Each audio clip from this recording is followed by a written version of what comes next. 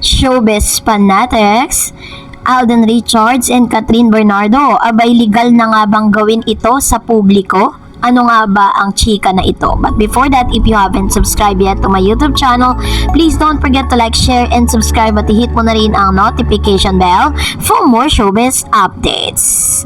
Bago tayo of course magpatuloy sa ating updates for today's video, ay nais ko po muna magpasalamat sa lahat ng mga legit viewers, subscribers at ang lahat ng mga legit na nagmamahal at sumusubaybay sa lahat ng ating mga updates. Maraming salamat po.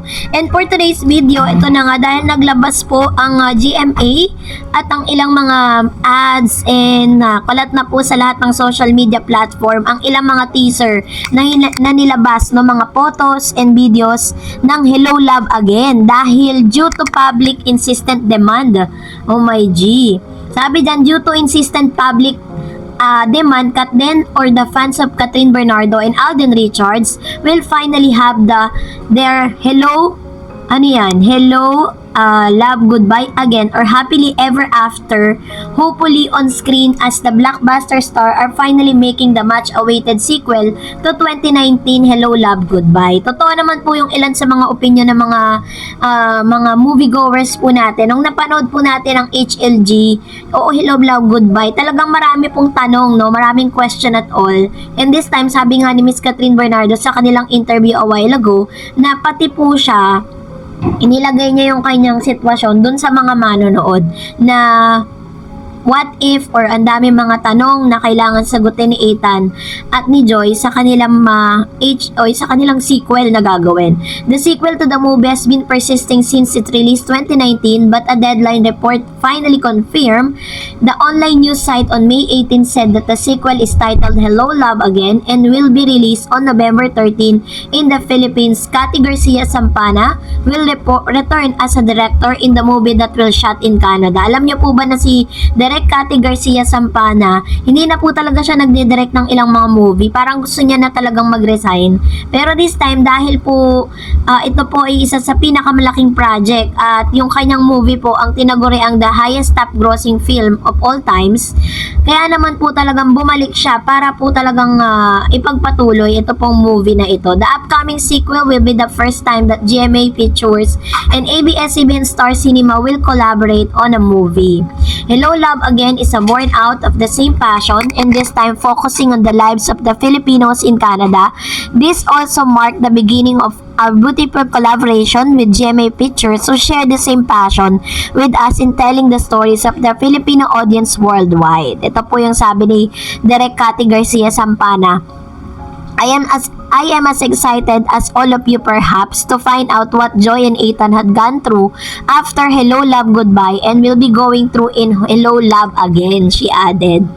In 2019, movie and Ethan, Alden and Joy crossed paths in Hong Kong where Joy's initial reluctance to pursue romantic feelings for Ethan ended on a hopeful note, set on pursuing a better life in Canada. She leaves Ethan in Hong Kong, who has his own reason for wanting to stay in the special administrative region. Hello Love Goodbye once held the record of the highest grossing Filipino movie of all time, which is kumita lang naman ito ng 880.6 million worldwide gross revenue. It was toppled with another cinema movie, the 2023 Metro Manila Film Festival Entry Rewind, starring real-life couple Ding Dong Dantes and Marian Rivera. Pero alam niyo po ba na isa sa pinakaantay at talagang masasabi natin na kahit gawin po ito ni Ethan at ni Joy dun po sa Hello Love Goodbye is very legal na nilang gawin kasi inaantay po ng ilang mga Katden fans sa magkaroon po sila ng tinatawag na happy ending, diba? Dito po sa yung kanilang movie. Pero ang pinakaantay nga, ito pong tinatawag na kissing scene. And according sa ilang source na parang magkakaroon ng kissing scene dito po sa nasabing Hello Love Again. And ito po yung pinakaantay ng ilang mga fanay dahil sobrang legal na po nilang gawin to dahil syempre parehas naman po silang single si Alden, single din si Catherine Bernardo. And this is gonna be the first time na magkakaroon sila ng tinatawag na kissing scene. Pero hindi naman po totoo yung mga chismis na parang hadlang si Daniel Padilla noon, diba? Para po magkaroon sila ng ganito. It's just so happen na talagang si Catherine po kasi yung nag-decide din na wag magkaroon magkaroon ng ganyan. Kasi para na rin po sa respeto ng dati niyang karelasyon. So, abangan natin yan, guys. At dahil dyan, mag-react tayo sa ilan sa mga komento ninyo patungkol sa ating latest updates, no? Dahil maraming nagsasabi na promo lang daw yung mga nakikita nating sweetness ng Kat din. Sabi po ni Dayan Kalpotura, sa opinion ko, not promo. Makikita naman sa body language nila, action speaks louder than words. Hayaan muna natin sila na gaya ng sabi ni Alden, let's keep it personal, private. Whatever happening between him and Kat, he wants to protect Kat. Makikita naman sa ginagawa ni Alden, kahit gaano ka-busy siya, but he spend time for Kat, binibigyan siya ng atensyon. Sinabi rin niya noon na crush niya si Kat, so they choose to be silent muna. Marami silang kinukonsider, wag tayong mag-apura kung anong makikita natin yun na. Balang araw, ipagtatapat din yan at the right time. Si Alden ang sinusuong niya, mga bashers, para ipagtanggol si Kat that DJ never do it. Tinitira si Kat na mga bashers na dapat magsalita si DJ but never niya ginawa. Thank you, Alden. Andyan ka to protect Kat. I love you both, Kat din. Ayan. So, ganito po katindi yung mga supporters po ng Kat din. Miss White Rose also said, masaya na si Kat with or without Alden dahil nakakawala na siya sa hawla. Nakawala na siya sa hawla ng mga nakakitid, nakapaligid sa kanya. Sobrang bait ni Kat. Sabi naman pa yung isa, oh nga no, may photoshoot nga pala si Alden at si Kat sa preview mugs. Abangan natin yan, guys. Okay. So yun po yung aabangan talaga natin kasi 'di ba pares po silang mga cover magazine, 'di ba? Sana pagbigyan ng syempre, inline na rin para po i-promote yung kanilang movie. Syempre, makikisakay din yung preview magazine para pagbigyan yung lahat ng mga fans. So, let's wait and see. Sabi pa ng isa, sa totoo lang, kay promotion yan kaswitan nila para sa darating nilang movie na HLG. Ano naman ngayon? Bagay na bagay silang dalawa na love team kay mapa-marketing lang or totoong maging sila in the future. Walang negative publicity sila pareho kay mapa-personal na buhay or sa kanilang career.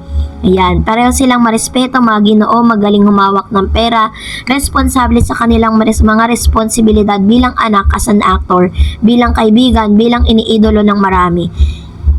Inidolo rin lang tayo doon sa mga magandang vibes at example sa ating buhay, di po ba tama?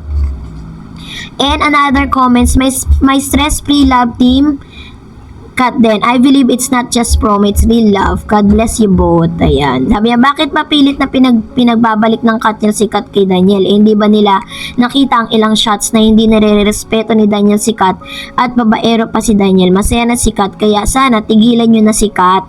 Masaya na siya ngayon. And hindi yan promo dahil napatunayan na ang tandem ng Kat din. Si Kat yan, parehas at nag-box office hits ang pelikula ng dalawa.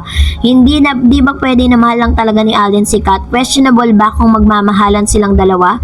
Same silang single at wala naman silang sasagasaan, which is very very true. And that's it for today. For more videos and updates, please don't forget to like and subscribe, and please don't forget to follow my Facebook page, Dar Eds TV. God bless everyone.